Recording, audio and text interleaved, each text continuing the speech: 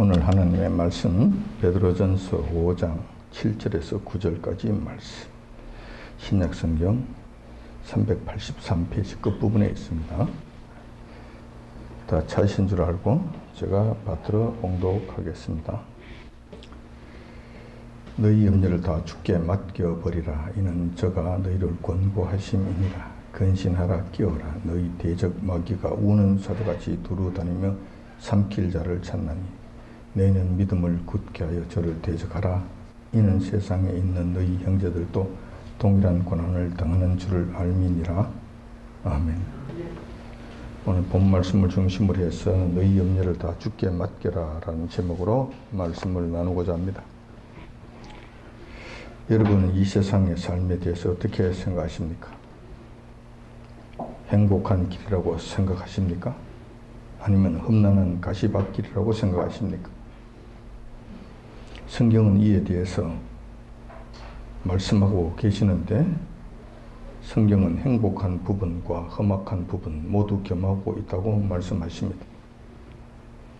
그렇지만 성경에서도 행복한 길은 조금뿐이고 대부분 험난한 인생 길이라고 하는데 강조점을 두고 있습니다. 우리는 믿음의 조상 중에 한 분이신 야곱에 대해서 잘 알고 있습니다. 야곱은 본인이 그렇게 사랑하던 여인을 아내로 맞이한 자였습니다. 세상적으로 말하자면 부러움의 대상자였던 것입니다. 남자로 태어나든지 여자로 태어나든지 간에 자신이 진정 사랑하는 자를 만나서 평생을 같이 산다는 것은 행운 중의 행운이라고 하겠습니다. 그런데 야곱은 그 사랑하는 여인 라헬뿐만 아니라 레아, 그리고 추가로 2명의 여인까지 거느린 복 많은 사나이였습니다. 소위 말하는 여인 복을 타고났다고 할 수 있을 것입니다. 그런 복을 타고났던 자였다는 거예요. 또한 야곱은 삼촌 라반의 집을 떠나올 때 여호와께서 물질의 복을 주셔서 수많은 가축대와 종들을 소유한 부자였습니다. 물질적인 부유함이 그에게 있었다는 것입니다. 그래서 약복 강가에서 그의 형 에서에게 선물을 보냈는데 그 선물이 얼마나 대단한 것이었냐 할 것 같으면, 우선 암염소가 200마리, 수염소가 20마리, 암소가 40마리, 황소가 10마리, 암나귀가 20마리, 새끼 나귀가 10마리, 도합 300마리나 됩니다. 돈으로 환산하면 어마어마한 금액이 되겠죠. 선물로 준 것이 이 정도였으니까 그의 재산이 얼마였겠는가? 얼마나 대단했겠는가? 굉장한 부자였다는 것이죠. 뿐만 아니라 야곱이 가족들과 더불어서 애국으로 내려갈 당시에는 12명의 아들들과 손자들 합해서 70여 명이나 되었습니다. 장정들만 그렇다는 것이죠. 그 당시 자녀가 많다는 것은 또 다른 의미가 있습니다. 그것은 그의 세력이 힘이 있고 권세가 있고 그리고 능력이 있고 다른 사람들이 함부로 침범할 수 없는 그런 울타리가 된다는 점에서 대단한 것이었습니다. 자녀들이 많고 남자들이 많다는 것은 그만큼 그의 힘이 강력하다는 것을 의미합니다. 그 중에서도 더 중요한 것은 그의 아들 중에 11번째였던 요셉이 애굽이라고 하는 그 당시 초강대국의 실세 총리였다는 것입니다. 그러므로 실세 총리를 둔 야곱의 기세는 하늘을 찔렀을 것입니다. 이런저런 것들을 전부 다 종합해 볼 것 같으면 야곱은 참 여호와 하나님께로부터 많은 복을 받은 자였다고 생각됩니다. 그리고 우리가 부러워할 만한 자였다라고 말할 수 있겠습니다. 모든 세상 부귀영화를 다 거머쥐었고 본인의 소원도 성취한 자였기 때문에 그렇습니다. 그러나 야곱이 인생 말년에서 애국왕 바로에게 나아가 고백한 내용을 보면 전혀 그렇지 않다는 것. 우리가 예상했던 그런 행복한 사나이가 아니었다는 거예요. 그것이 창세기 47장 9절에 나옵니다. 야곱이 바로에게 고하되 내 나그네 길의 세월이 130년이니이다. 나의 연세가 얼마 못되니 우리 조상의 나그네의 길의 세월에 미치지 못하나 험악한 세월을 보내었나이다 라고 고백합니다. 우리가 보기에 요 하나님의 축복을 듬뿍 받은 야곱은 늘 평안과 기쁨 가운데 부족함 없이 아무런 근심 없이 살았을 것 같은데 그렇지 않았다는 것이죠. 야곱이 고백한 야곱의 인생을 한마디로 요약해 보자면 험악한 삶이었다는 거예요. 험악한 삶이었다는 것입니다. 천하의 야곱의 삶이 이러했다면 평범한 우리들의 삶은 얼마나 더 험악할 것인가, 험악했을 것인가, 지금도 험악한 가운데 헤매고 있을 것인가 이루어 짐작할 수 있다는 것입니다. 그래서 시편 기자는 우리 인생의 삶에 대해서 이렇게 고백하고 있습니다. 시편 90편 10절에 그 말씀이 있죠. 우리의 연수가 70이요 강건하면 80이라도 그 연수의 자랑은 수고와 슬픔뿐이요 신속히 가니 날아가나이다 라고 고백하는 거예요. 여기서 핵심은 이겁니다. 수고하고 슬픔이라는 거예요. 그리고 속히 끝나버린다는 것이죠. 다시 말해서 우리 인생이 대단한 것 같아도 수고와 슬픔으로 이루어지고 있고 그나마 인간의 생명은 신속하게 끝나버린다는 것입니다. 허망하다는 것이죠. 허무한 것이라는 것이죠. 정말로 별 것 없다는 것입니다. 인간의 삶의 본질이 이러하다면 우리는 과연 이러한 인생을 어떻게 살아야 할 것인가 라는 실존적인 문제에 부닥치게 됩니다. 인간으로서 이 세상의 삶을 시작하는 이상 우리는 우리 앞을 가로막고 있는 수고와 슬픔과 고통과 고난과 염려를 피할 길이 없습니다. 그렇다면 우리는 이러한 인생의 본질적인 문제를 어떻게 해결할 것인가? 어떻게 마주할 것인가? 그럼 이것을 그냥 감수하면서 살 것인가? 아니면은 이것을 해결하며 살 것인가? 이런 문제를 생각하지 않을 수 없습니다. 오늘은 이러한 문제를 한번 살펴보고자 합니다. 인생이란 삶에 있어서 날마다 닥쳐오는 문제들과 걱정, 염려는 이 세상 사람들에게만 임하는 것이 아니라 야곱과 같은 믿음의 사람들에게도 어김없이 찾아온다는 것입니다. 그러나 믿음의 사람과 세상 사람들과 확연하게 다른 점이 하나 있습니다. 그것은 바로 세상 사람들은 세상적인 방법으로 해결하려는 것이고 믿음의 사람들은 성경적 가르침을 통해 해결하려고 한다는 사실입니다. 문제 해결을 위해서는 먼저 왜 염려와 근심이 우리 인간의 삶에게 발생하는가? 그리고 그 염려가 무엇인가? 왜 그런 일들이 생기는가? 이것을 먼저 알아볼 필요가 있는 거예요. 그 원인이 무언가라는 막연하게 그러니까 그럴 수밖에 없으니까 이렇게 생각하면 넘어갈 것인가? 아니면은 이 염려와 근심에 대해서 그 원인이 무엇인가? 왜 발생하는가? 어떻게 해서 발생하는가? 이런 것을 한번 생각해보고 대처할 필요가 있는가? 그리고 먼저 한번 따져볼 필요가 있는 거예요.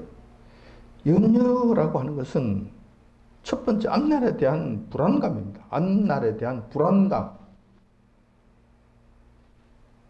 지금부터 앞으로 일어날 일들에 대한 불안감.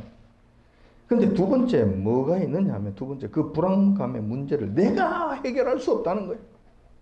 내가 어찌할 수 없을 때, 막막할 때, 불가능할 때 만약에 해결할 수 있는 일이라고 한다면 쉽게 끝낼 수 있는 일이라고 한다면 불안하지 않겠죠.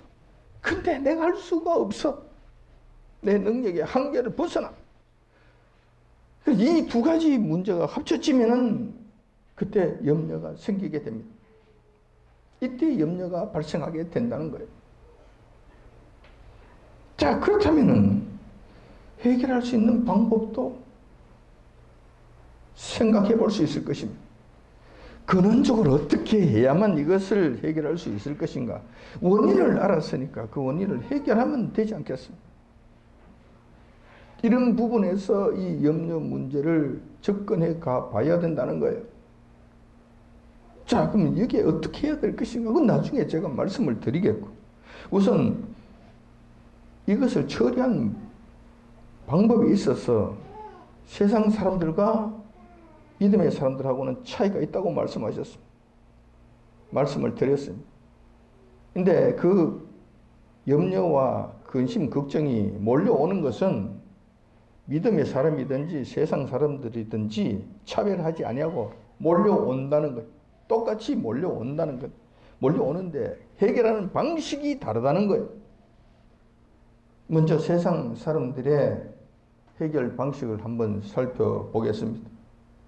세상 사람들은 이 염려 문제를 해결하기 위하여 첫 번째로 주술적이고 미신적인 방법을 택합니다. 많은 사람들이 여기에 빠져들고 있죠. 예를 들면 문지방에 부적을 써서 붙여 놓는다든지, 그 부적을 베개 밑에 넣어 둔다든지, 북어 대가리를 천정에 매 달아 놓는다든지, 또 달마 대사 그림을 벽에 갖다 붙인다든지, 그래서 모든 이 더러운 것은 다 쫓겨나오고 나에게 복만 있고 내 문제가 해결되기를 바라는 이런 방법들을 택한다는 거예요. 그런데 여기서 한 걸음 더 나간다면은 많은 돈을 들여서 구설하기도 합니다. 구설해야 앞에 이런 더러운 것들이 다 물러가고 이런 그 운이 나쁜 것들을 운이 좋은 것으로 변경시킨다. 그러니까 이것을 해결하기 위해서는 굿을 해야 된다. 요즘 굿이 한두 푼 가지고 할 수 있는 것이 아니죠. 그것도 돈이 비싸고 돈을 많이 들이면 많이 들일수록 신통방통하다고 떠들어대는 그들의 거짓말에 속아 넘어가죠. 이런 방법은 조상 대대로 내려오던 방식이기 때문에 생각보다 세상 사람들이 별 거부감 없이 받아들여집니다. 그리고 생각보다도 은근슬쩍 널리 퍼져 있다는 거예요. 널리 퍼져 있다는 거예요. 여러분들이 한번 확인해 보시면 돼요. 식당에 가보면 한 집 건너 하나씩 문지방에 부적을 달아놓지 않는 자들이 없어요. 이런 일들을 행한다니까. 또 뭐 입춘 대길 복이 거꾸로 들어오느니 어쩌느니 이런 일들을 미신적이고 주술적으로 한다는 거예요. 이것이 세상 사람들이 해결하는 첫 번째 방법. 그러니까 두 번째 방법은 어떤 것인가? 염려 근심 문제를 해결하는 방식. 두 번째, 불교적 방식이에요. 불교적 방식. 무슨 이야기냐면 불교의 가르침은 이렇습니다. 인간사의 모든 걱정, 근심은 마음의 집착 때문에 일어난다. 그러니 내 마음에 줄기차게 일어나는 그 집착, 성경적으로 말씀을 드리자면 그 욕심이죠. 욕심. 내 마음의 욕심과 욕망이죠. 그 집착이 줄기차게 일어나는데 이걸 걷어내 버리면은 문제가 해결된다고 가르치는 거예요.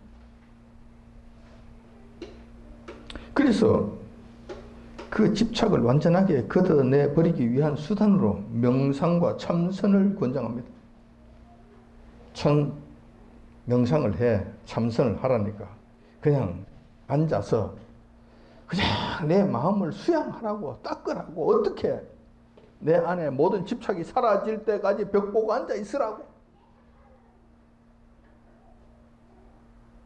그래서 그 모든 것이 다 걷어내지면 내 마음이 공이 될 때까지, 내 마음이 아무것도 없어질 때까지, 나중에는 나도 없고 세상도 없고 아무것도 없다. 내가 누군지도 없는 이 상태. 그렇게까지 가면은 도를 통하는 지경에 이르게 되고 아무런 걱정 근심도 없이 살게 된다. 이 도사의 경지에 이르게 된다는 것이죠. 이거 하라고 권장을 하는 거. 이렇게 하면 된다. 여기서 문제가 되는 것이 있어요. 정말로 이 방법이 문제가 되는 것이 있는데 그게 뭐냐 하면은 인간의 나약함과 인간의 한계 때문에 염려가 발생하는 것이잖아요. 내가 다 할 수 있다면은, 내가 처리할 수 있다면은 왜 염려합니까? 왜 걱정합니까? 안 될 것 같으니까. 크게 큰 벽에 부딪힌 것 같으니까. 암담하니까. 염려가 되는 것 아닙니까? 걱정되는 것 아닙니까? 내가 안 된다니까. 내 힘으로 안 된다니까. 그런데 이 참선이라고 하는 방법은 너가 알아서 너의 힘으로 해결하라는 거예요. 네가 알아서 해결하라는 거예요. 해결하는데 그 방법은 벽을 쳐다보고 앉아서 그것이 없어질 때까지 너가 알아서 너가 처리하라는 거예요. 너가. 이게 얼마나 황당한 일입니까? 내 힘으로 안 돼서 염려가 오는데 네 힘으로 해결하라. 이게 말이 되는 겁니까 이게? 미신적 방법하고 50보 100보 같아요. 50보 100보. 세 번째로 세상 사람들이 사용하는 방법, 염려, 근심을 해결하는 방법. 이 방법은 심리학적 방법입니다. 과학적 방법이라고 떠들어대기도 하는데 이것이 바로 마인드 컨트롤입니다. 마인드 컨트롤. 얼핏 보면 마음을 다스려야 한다는 측면에서는 불교의 참선과 비슷하긴 한데 그 가운데서도 차이점이 있어요. 아주 중요한 차이점이 있어요. 참선은 나의 마음을 공으로 만들어라, 무의 상태로 무아지경으로 만들어라고 한다면은 이 마인드 컨트롤은 나의 마음을 무로 만드는 것이 아니고 없는 것으로 만드는 것이 아니고 무아지경으로 만드는 것이 아니라 좋은 방향으로 조절하라는 거예요. 이 점이 다르다는 거예요. 내 마음을 없애버려라, 집착을 없애버려가 아니고 이 집착을 좋은 방향으로 끌고 가라는 거예요. 끌고 가라. 방향 전환을 하라는 것이죠. 나의 근심과 염려는 정신세계의 정신작용에 있기 때문에 그 정신세계를 너가 잘 지배해서 다스리라는 거예요.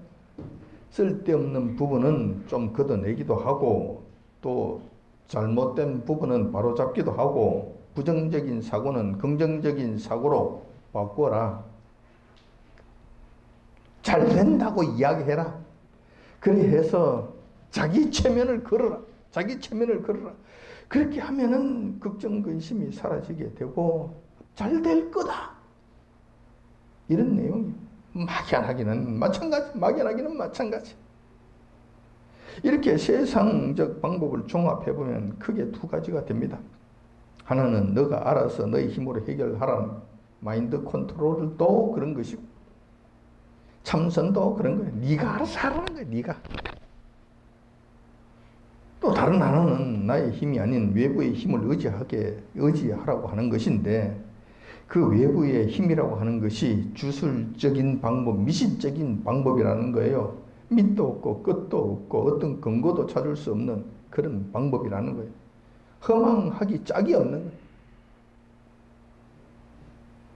참으로 참담하기 그지없는 상황이라고 하지 않을 수 없다는 거예요.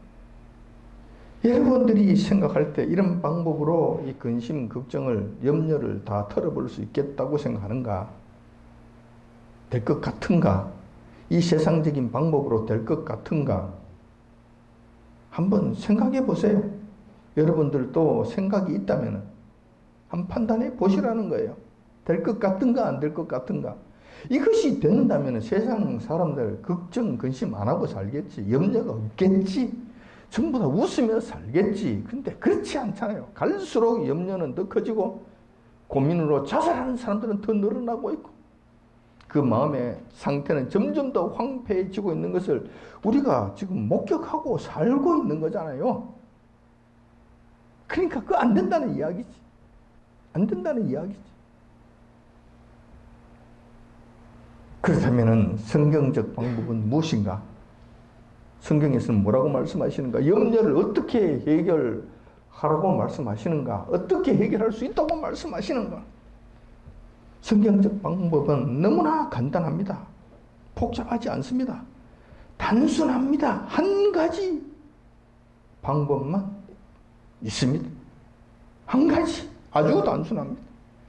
그것으로 완전한 해결을 볼 수 있다고 말씀하시는 거예요. 그 비결이 바로 오늘 본문의 말씀입니다. 5장 7절의 말씀이잖아요. 이 염려를 다 주께 맡겨버리라. 이는 저가 너를 권고하심이니라 라고 말씀하시는 거예요. 너희 모든 염려, 세상 걱정, 근심 몽땅 묶어서 주님께 던져버리시라는 거예요. 던져버리라는 거예요. 던져버려라. 맡겨버리라는 거예요. 맡겨버리라는 거예요. 너가 해결하겠다고 짊어지고 다니지 말아라. 왜냐하면 그 근거는 예수님께서, 우리 주님께서 너희 문제들을 책임지고 돌봐주시겠다고 약속하셨기 때문에 그렇다는 거예요. 내가 권고한다는 말씀은 돌봐주시겠다는 이야기예요. 책임지고 해결해 주시겠다고 약속하셨다는 거예요. 이 근거에 의해서는 주님께 맡겨야 된다는 거예요. 그런데 그 책임지고 우리의 문제를 돌봐주시겠다고 약속하신 분이 누구신가? 이 중요하죠. 밑도 없고 끝도 없는 주술적 방법이나 미신적 방법이 아니죠. 그분은 지극히 인격적인 분이시고 그분은 바로 천지 만물을 창조하시고 지금도 천지 만물을 친히 운행하고 다스리시고 우리의 삶 깊숙이 개입하셔서 주관하시는 여호와 하나님, 그분이시라는 거예요. 그분께서 말씀하시고 그분께서 약속하셨고 그분께서 이 방법을 가르쳐 주셨기 때문에 두 가지도 아니고 한 가지 맡겨라는 거예요. 그러면 내가 다 해결해 주시겠다고 말씀하신 거예요. 이렇게 약속하셨다는 거예요. 근거가 없는 것이 아니라 근거가 있는데 그 근거가 너무나 확실하고 그 근거가 너무나 대단한 근거라는 거예요. 창조주 하나님께서 하신 말씀이기 때문에 우리가 그것을 이보다도 더 큰 보증은 없다는 것이죠. 그렇다면 이쯤에서 이런 의문을 가질 수가 있습니다. 과연 그럴까? 말이 그렇지 뭐 그게 될까? 맡긴다는 것은 또 뭔가? 뭘 어떻게 맡긴다는 건가? 그런 경우가 있었나? 그렇다면 내가 한번 생각해 보겠는데 이것도 막연하기는 마찬가지 아니냐? 이런 생각을 할 수 있을 것 같아요. 그래서 제가 오늘 여기에 대한 사례를 말씀드리고자 합니다. 성경적 사례입니다. 이런 경우가 있느냐? 있습니다. 있는 정도가 아니라 수도 없이 많습니다. 성경 말씀 속에 수많은 사례들이 있습니다. 시간이 없기 때문에 두 가지 사례만 말씀드리고자 합니다. 하나는 성공적인 사례, 염려를 맡겨서 성공했던 사례가 있고, 하나는 맡기지 못해서 실패한 사례. 이 두 가지를 제가 말씀드리고자 합니다. 먼저 실패한 사례를 먼저 말씀을 드리겠습니다. 그 사례는 여러분들이 잘 아시는 바와 같이 예수님 당시 예수님 앞에 나온 부자 청년의 경우입니다.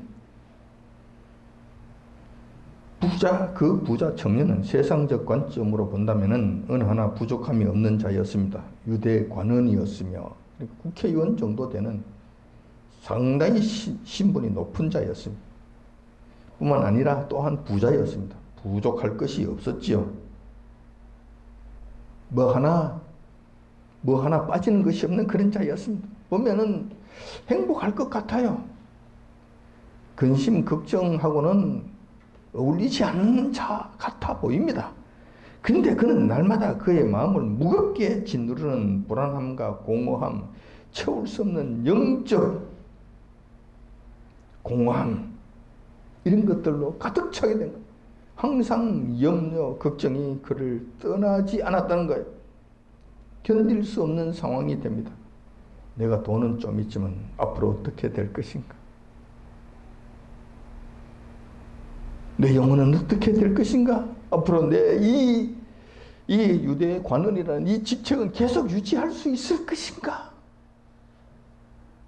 이 재산은 내가 보존할 수 있을 것인가? 더 많이 축적할 수 있을 것인가? 이런저런 문제들로 가득 차게 된. 여러분들 아시잖아요. 천석구는 천가지 걱정, 만석구는 만가지 걱정이 있다. 이 부자 청년이 그러한 염려, 걱정 속에 깊숙이 빠져 들어갔다는 것. 그럴 때 그는 이 인생의 근원적인 문제를 해결할 수 있는 일생일대 한 번 있는 천재일우의 기회를 맞이하게 됩니다. 즉 이 땅에 오신 창조주 하나님, 전능하신 여호와 하나님, 우리 주 예수 그리스도를 만나게 된 것입니다. 주님께서는 부자 청년의 실존적 문제들을 듣고 나신 다음에 너가 가진 모든 것을 버리고 나를 따르라고 말씀하십니다. 이것이 해결책이에요. 이것이 해결책이에요. 다 던져버리고 나를 따르라. 나인데 맡겨라. 모든 것을 나인데 맡겨라. 이런 말씀이죠. 이것이 근원적인 해결책이었습니다. 그렇게만 하면 이 생에서의 문제뿐만 아니라 영원한 세계에서의 생명까지 보장받게 된다는 거예요. 예수님께서 제시하신 해결책은 복잡하지 않습니다. 그냥 나를 따르라는 것이었는데 그 말씀이 곧 너가 모든 문제를 짊어지고 허덕이지 말고 나에게 전적으로 맡기고 의지하라는 말씀이었던 것입니다. 재물을 따라가지 말고 유대 관원이라는 그 직책을 따라가지 말고 그 영광스러운 자리를 탐하지 말고 너가 가지고 있는 알량한 그 재산에 허덕이지 말고 너희한테 다 던져버려. 너희한테 다 맡겨버려. 너희 삶 전체를 나에게 맡겨. 나를 따라오라니까. 그리고 문제가 해결되는가 해결되지 않는가 한번 확인해 봐. 너의 고민과 너의 근본적인 문제, 실존적인 문제가 해결되는가 해결되지 않는가 한번 해봐.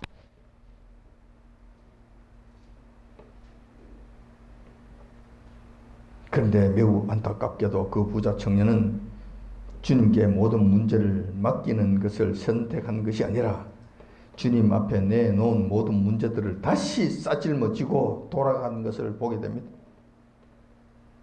그렇게 함으로 천재 일우의 기회를 허공에 날려버린 결과가 되었던 것입니다. 왜 그랬을까? 왜 그랬을까? 그런데 그 부자 청년은 왜 그랬을까? 왜 염려를 맡기지 못했을까?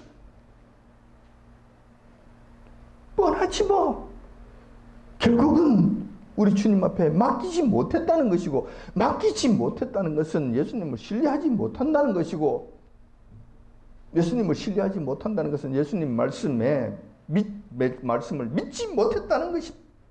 뿐만 아니라 내가 가지고 있는 이것을 내려놓기에는, 던지기에는, 버리기에는 너무 아까웠다는 거예요.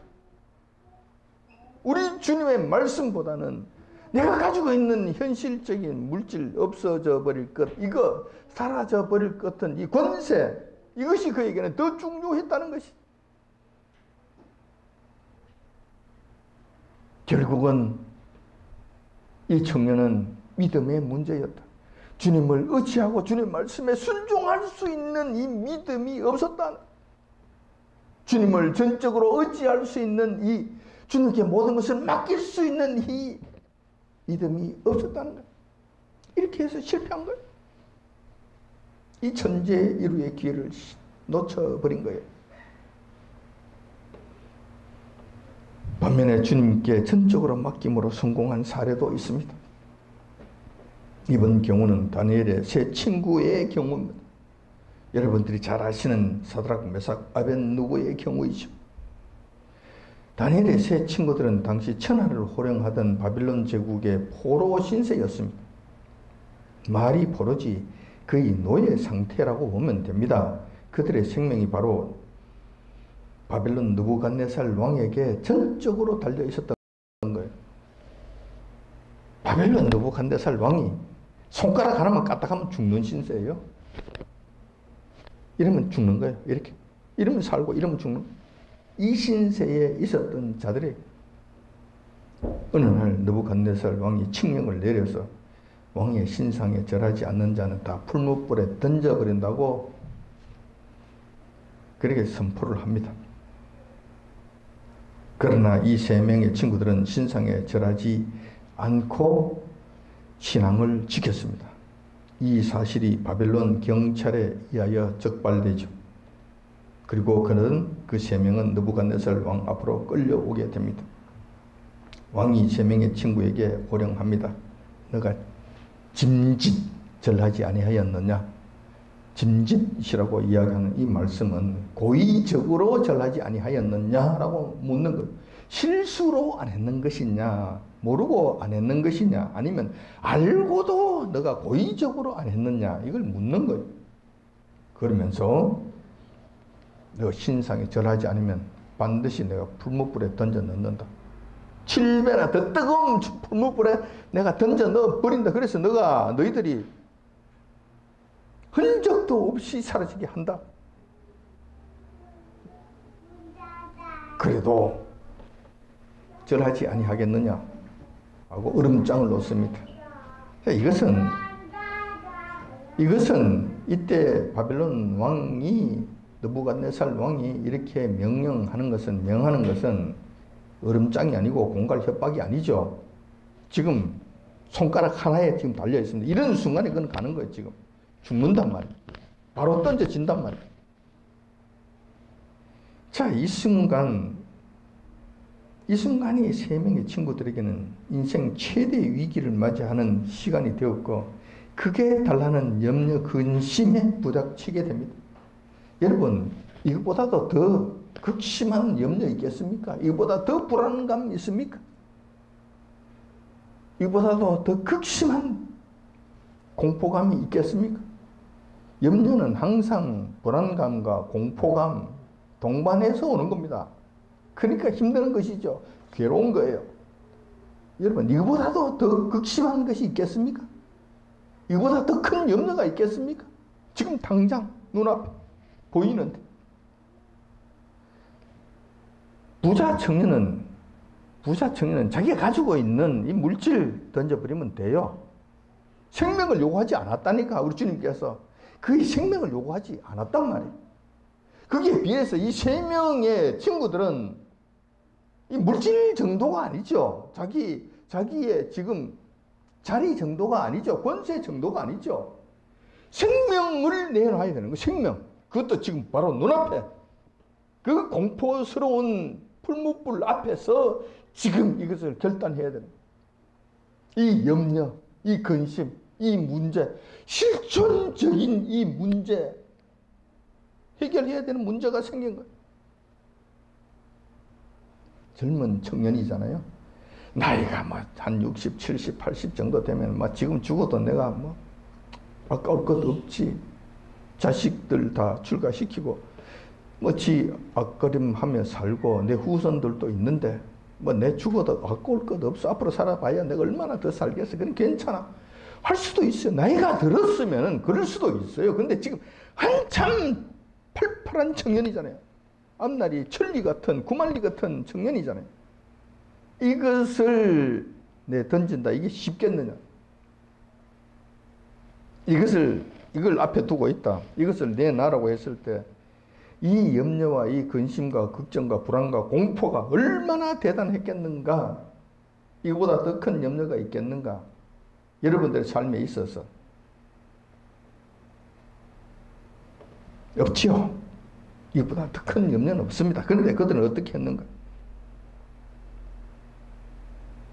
과감하게 이 모든 염려와 문제를 여호와 하나님께 맡기는 편을 택하게 됩니다. 그 말씀이 다니엘서 3장 17절에 나오는데 그 3장 17절에 보면 이렇게 기록되어 있습니다.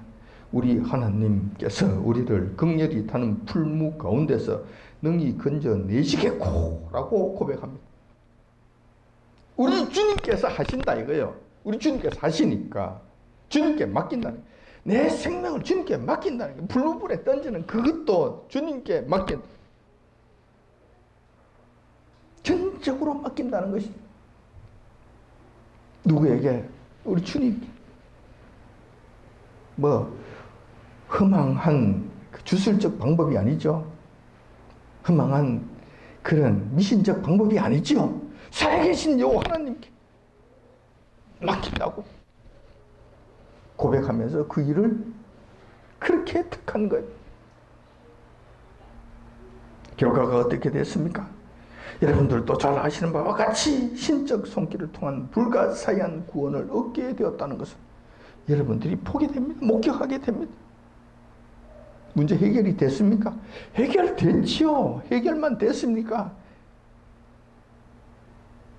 그게 리스크가 크면은 거기에 따르는 이익도 크다는 걸 아시죠? 여기서도 같이 통용이 됩니다. 믿음의 세계에서도 통용이 됩니다.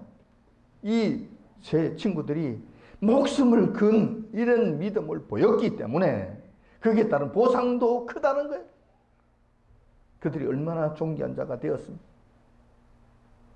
총리 대신이 되는, 세 사람이 다 총리 대신이 되는 엄청난 영광을 함께 누리게 된 거예요. 무엇이 그들로 하여금 이러한 결단을 하게 했는가? 무엇이 이 염려를 주님께 맡기는 결단을 하게 했는가? 따지게 보면 그렇죠. 그는 주님의 말씀을 믿었다. 주님을 의지했다. 주님께서 충분히 이러한 모든 문제를 해결해 주실 것으로 확신했다. 그 확신한 것이 그들의 믿음으로 나타나고 그 믿음이 행동으로 나타났고 그 행동이 결국 그들을 살리는 것으로 모든 염려, 근심, 걱정을 완전히 해결할 뿐만 아니라 더불어서 엄청난 영광이라는 큰 기쁨과 영광을 그에게 덧입혀지는 역사가 일어나게 됐다는 거예요. 핵심은 이거잖아요. 제가 초대에도 말씀을 드렸던 바와 마찬가지. 근심은 염려는 앞으로 일어날 일인데 그 일을 내가 해결할 수 없다는 거예요. 그러니까 공포가 오는 거예요. 불안감이 오는 거예요. 두려움이 생기는 거예요. 어쩔 수 없는 이 상황으로 인해서. 그래서 염려가 되는, 이것이 뭉쳐지면 염려가 되는 거예요. 그러니까 이 염려를 해결하기 위해서는 내가 할 수 있는 것이 아니지. 내 힘으로 할 수 있는 것이 아니지. 누군가 나보다 더 위대한 힘이 이 문제를 해결해 줘야만 가능한 거예요. 근데 세상 사람들은 알지 못하죠. 세상 사람들은 이것을 인정하지 않죠. 자기 힘으로만 하려고 그래. 되느냐고. 안 되지. 자기 연약함 때문에 이런 일들이 생기는데 이 연약함을 가지고 이 한계를 가진 이 연약함을 가지고 해결을 한다. 해결이 안 되지. 헝클어진 실을 푸는 것이 아니라 오히려 더 헝클어버리는 이런 일들이 생기는 거예요. 더 악화시키는 쪽으로 가는 거예요. 그나마 외부적 힘을, 큰 힘을 이용한다고 한다면, 그 힘을 통해서 이 문제를 해결하려고 한다면 세상 사람들이 한다는 것이 밑도 없고 끝도 없고 근거도 없는 허황된 미신적이고 주술적인 방법으로 그 일을 행한다는 거예요. 되겠느냐는 거예요. 되겠느냐는 거예요.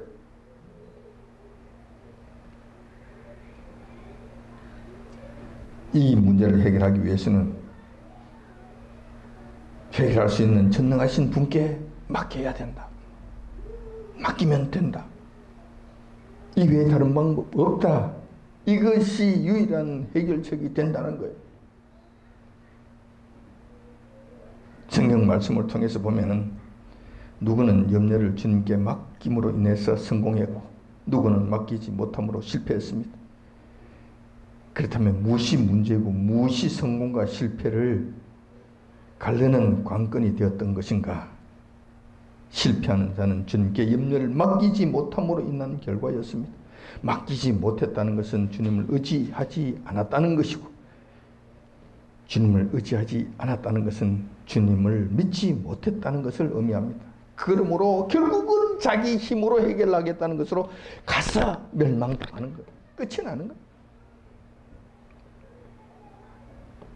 반면에 믿음의 사람들은 주님을 의지하고 주님을 믿고 그 길을 따라갔더니만 안 될 것 같은데 되더라는 거예요.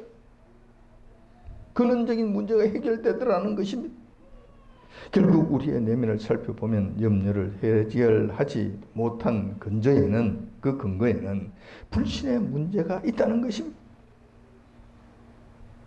만약 지금도 여러분들이 근심과 염려로 전전긍긍하고 있다면, 또한 걱정, 근심 때문에 여러분들의 마음에 평안이 없다면 여러분들 내면 세계를 다시 한번 점검해 보세요. 정말 내 염려, 근심을 주님께 맡기고 있는가? 맡겼는가? 맡길 의사가 있는가? 그렇지 않는가? 그 맡길 믿음이 있는가 없는가 다시 한번 점검해 보시라. 여러분들은 과연 주님을 의지하는가? 그분께 모든 문제를 맡길 의사가 있는가?